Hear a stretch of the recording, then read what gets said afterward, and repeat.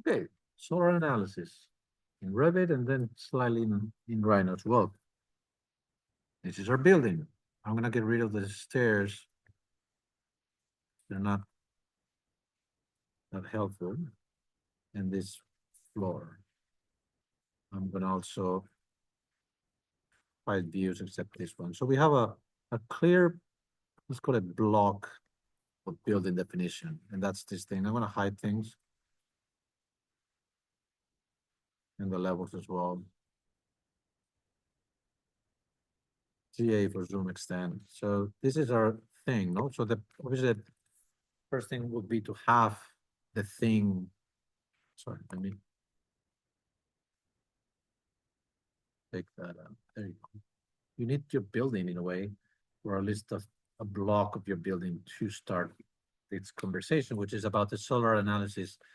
There are a couple of things that we need to do before we just extract the solar analysis. The first thing being the north orientation and the location of our project. Both are located here. If you click on the sun with a little line, you say sun settings. And then here you can just search for, under the still option, you can search for location, no? This is set on Boston, where Revit's home is, but you can just search for Philadelphia. I don't think it matters if it's north of Philadelphia. It almost doesn't matter too much from north Boston to here. I mean, it does a little bit, not too much. Say, okay, so you make sure that that's the thing. You can later change the dates and so on, but it's important the location for obvious reasons, no? It's not the same, Toronto than it is Philadelphia. So that's the first step. The second will be the north orientation. So if we go to let's say to the side floor plan, the side floor plan typically is at the double scale. It's a little bit wider, zoomed out, and typically has the origin point of Revit, which is the one that will be shared with AutoCAD and Rhino, et cetera, et cetera. So that is something that we can see in the side view.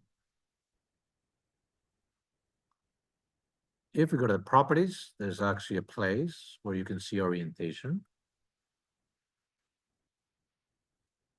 And you can expand the options within orientation. And it's the Project North and True North. I think I mentioned this in class one day already. Project North is like the best way to work on the project. So you orient it orthogonally if it's an orthogonal project, or diagonally if it's a diagonal project, whatever it is. The best way to work, disregarding the actual orientation in the planet. Typically, you're oriented to work in a way that is similar to how the real orientation on the planet is. So you have still a reference to where the north is and so on, but they're not the same. So you say true north. If somebody had worked on this project, the true north will be set and the building would have rotated and it would have placed itself in the actual position in the city, in this planet. But it is not changing. Therefore, my guess is that it hasn't been done ever. So this is actually a great lesson for us to do before you start saying, well, the light comes this way, because it's not true. The light is not coming that way until you do the steps that we're going to be doing now. What steps? Well, we need to go to Mr. Maps. I like to go to Google, but you can use whatever other web browser. And you need to go to the site. This is our friendly site.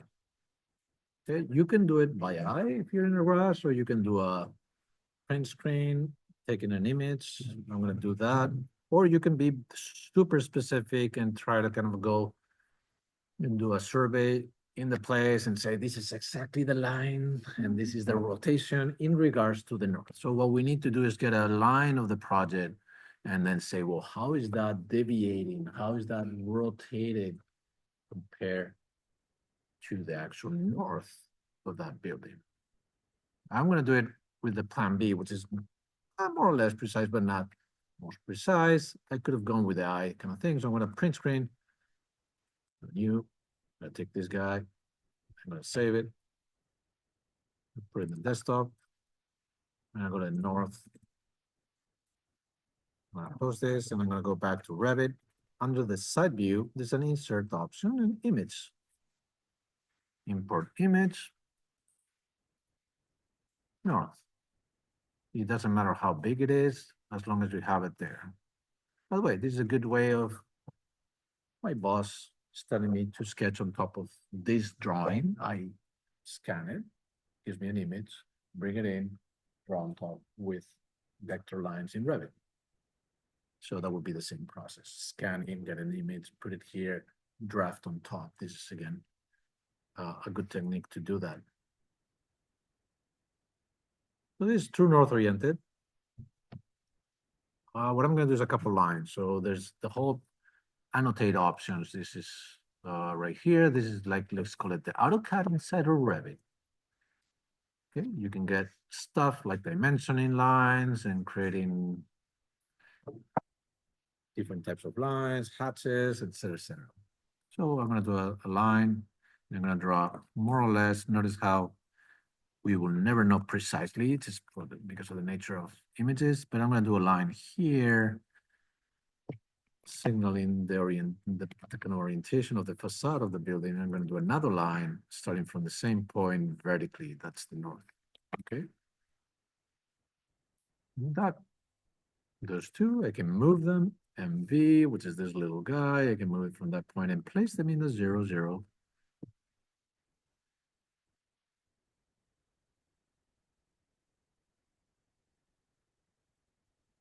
There we go. We have pretty much the rotational dimension, the angles that we need to rotate the world. So it is, the building is positioned aligned to the true north. How do we do that rotation? I always get confused. I think it's under manage. Here it is. And this is for location. We did it. This is coordinate, and this is rotate true north feature. In order to do rotate true north, you need to be in true north here. Otherwise, you won't be able to do it. So first, orientation true north. Second, the whole set of lines to know how much do we need to rotate. Third, manage project rotation. Rotate true north. You're not rotating or relocating the project north or anything. Okay, so just true north. Automatically goes to the center of our world. And we need to click 2 times. 1, north. 2, position of the building. In theory, we don't need this anymore. In theory, we don't need this anymore. We're done. The building is rotated according to that dimension. And this is how I recommend you leave the side view. Side, maybe like the side plan is typically rotated to the true north orientation. But level 1, 2, and the other ones, you keep them in project north. For us to see this, that it is working, we can always go to, in any of the plan views, to the orientation and say, let me check true north for a second. You say apply, and it rotates the world. And this is actually how solar studies are calculated and everything, but you say, let's go back to project north because I need to work in doing my offsets and so on. That's how it works. Okay, so on the side view is rotated and the other one's not. So yeah, we did the most difficult thing. Now there's what is called solar study. An option, you can do solar path on, say use the specified project location, date and time instead, continue with the current settings. Well, probably the current settings are adequate because we just changed them, no? We can go to the sun settings and say still, Philadelphia to triple check, ground plane or level ground, whatever. And then here you can change the date and the hour. So you can also click some of the main solar events of the year, no? Which are 12th and 21st, change of spring to summer, etc., etc. And you can say, okay, and you're given what is called the solar star diagram, which is the typical thing that you present, especially in architecture, when presenting the solar study. Could turn on the shadows here, on and off. And as you change the solar setting,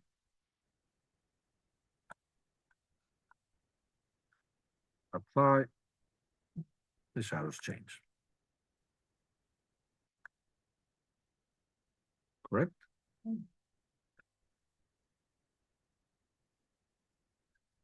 I would be cautious always to just think if it makes sense. Just thinking about, wait a minute, the building's like this and the sun is here. So, yeah, it makes sense. Okay. Because sometimes it just doesn't make sense, or maybe we did something wrong. Notice how in the winter, the shadows are very long, the sun is very low. You take it to the summer and apply, the shadows are very short. They don't go as far. That makes sense. So at least there, something of a logic. Early morning, let's say 8 in the morning.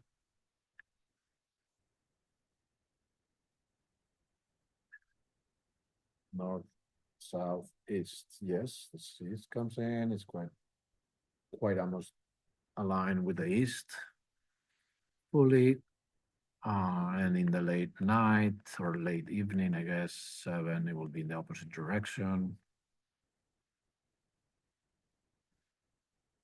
Okay.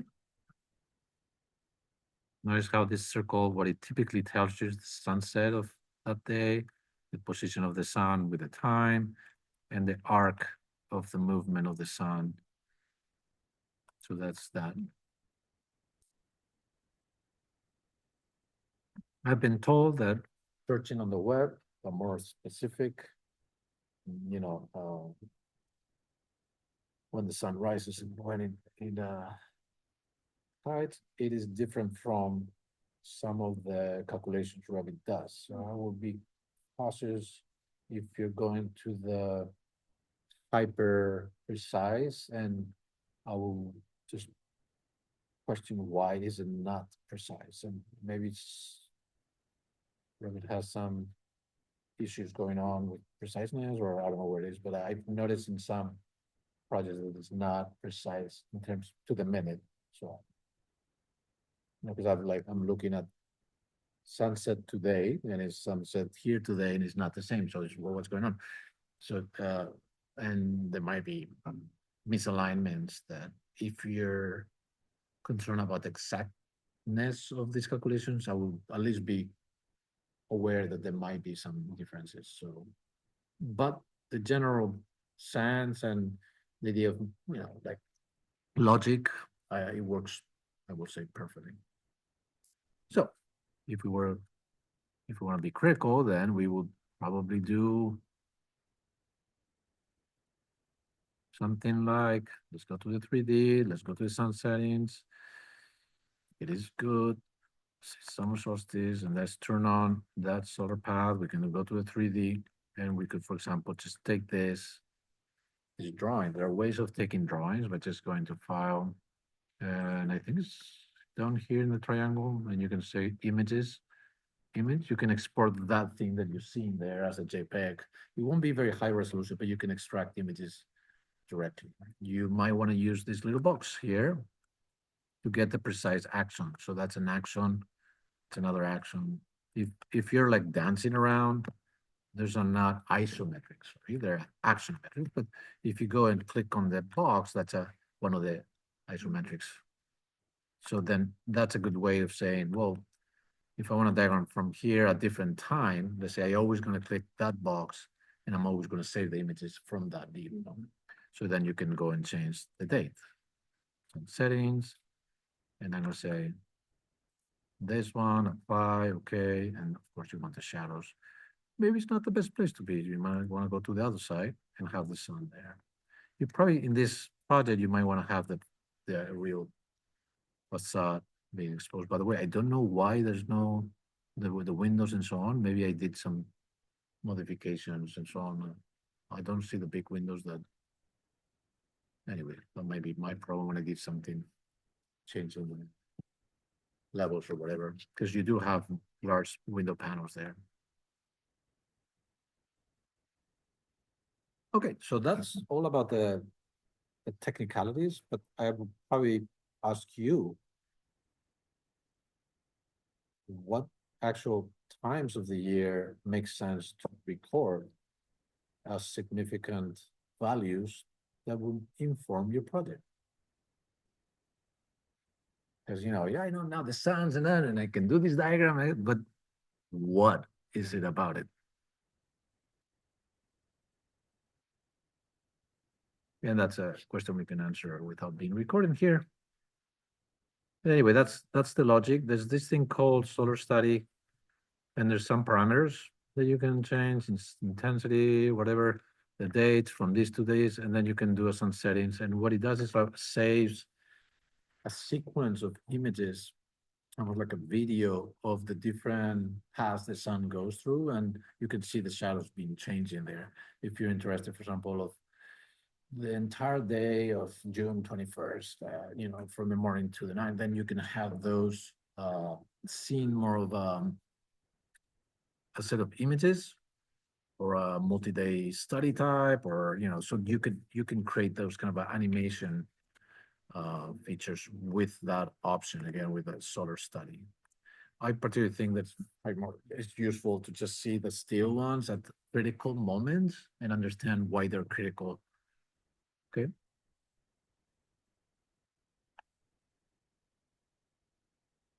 In Rhino, let me see if it works out.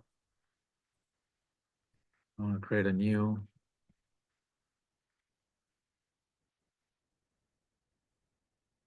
We're dealing with inches. Import. You definitely want to be scale 1 to 1.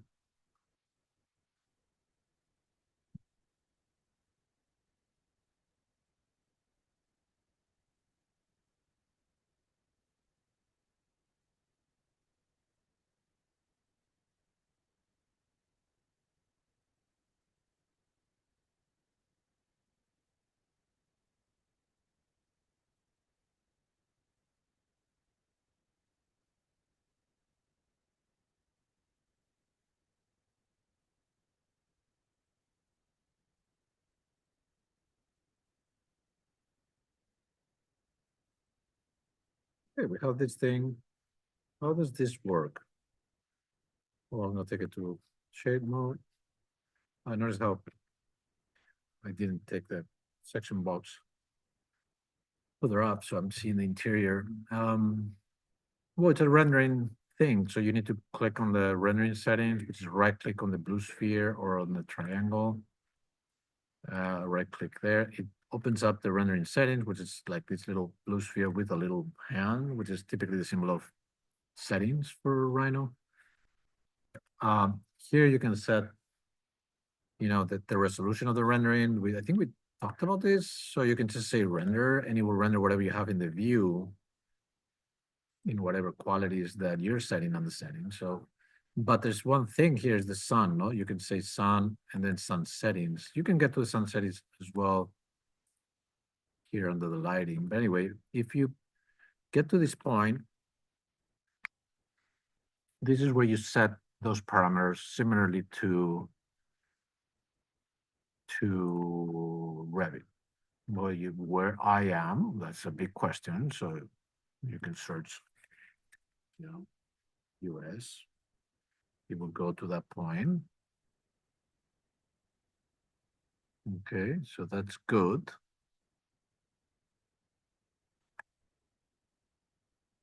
Say okay to that. We can go and also see this as a rendering. So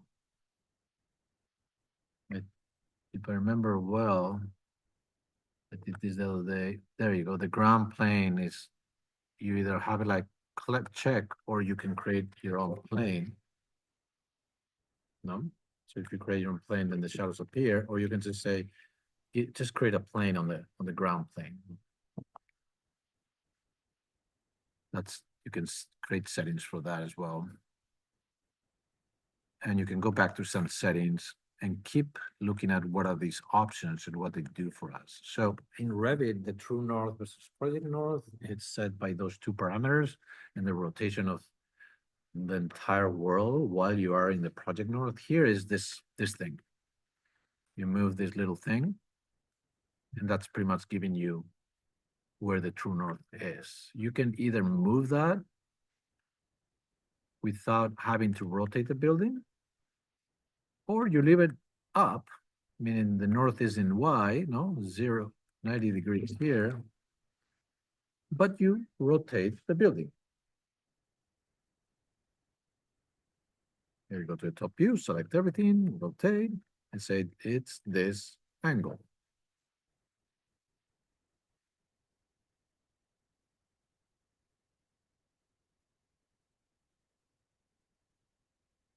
Does that make sense? So again, I go to some settings. I can just keep the building orthogonal, which is probably what we want to work with it better, and change the true north here in this little symbol, either by moving the arrow of the north or by adding the angle degree.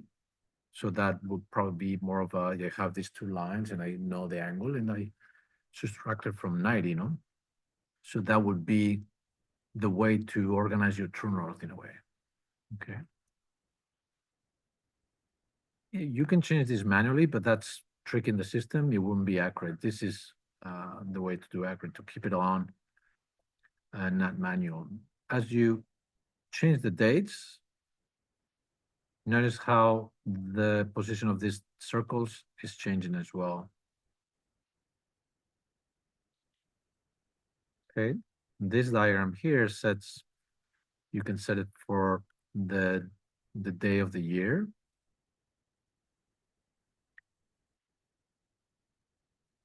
And the time of the day. So those are the two things. You can set those over here as well if you want to change them numerically. And let's see if it makes sense. January, February, the sun is quite low, which is this diagram here. As you go to the summer, the sun comes up. The highest point almost being 90, but it's never get to 90. And then this is positioned more regarding the time, no? In a way, this is the diagram that Revit has more embedded in the project. You can always just print screen this or something because it's what the azimuth and the altitude refer to. And it tells you that you're correct in the place of things and the latitude and the longitude. Maybe you want to add those. Those are nice information for where Philadelphia is. So you have some, you can save this stuff so you can use it in the future. And most important is that you are indeed changing the shadows of your project. No? So let's see if it makes sense. The north is over here. Sun comes out of here in the morning, 8 a.m. That's correct. Thursday evening goes to the other side. So it makes sense. How you could take this information and put it diagrammatically as these are the critical moments. And, you can also say, well, I don't care about the plan. I care about the 3D. And you can do the same as we've done many times. You can go to a view in isometric. Well, that's kind of weird. I think that's the idea of the plane, this ground plane that is not infinite. So you can do it, I guess, perspectives if you want, and do save the view and render it from different moments, for example. Let's say in the morning, and then in the evening, and then at this time, and then it comes this, and then it does that. So then you can render at different times. I think there's also a possibility of animation in Rhino for shadows, so you can do that as well. But I think, again, the most critical thing is just the three things that I will get out of it is the critical moments where the sun